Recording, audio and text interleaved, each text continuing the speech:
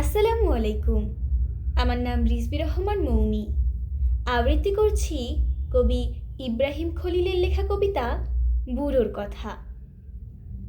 একটা কাঁথায় চোরাতালি, 10খানে তার ছেঁড়া, মাটির মেঝের ছোট্ট ঘরের পাটখড়ি তার বেড়া।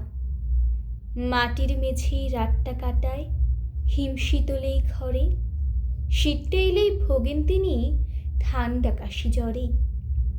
ভাঙা বেড়ার ফাঁক গলিয়ে হিমেল হাওয়া ছোটে, তেল চিটচিট রুগ্ন কাঁথায় শীত মানে না মোটে।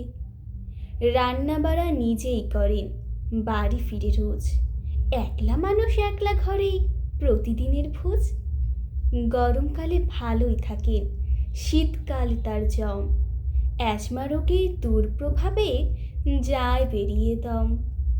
হাঁটুর ব্যথায় ঘুম আসে না, রাতটা বিষাদময়, ভয়ে থাকেন একলা ঘরেই কখন কি যে হয়।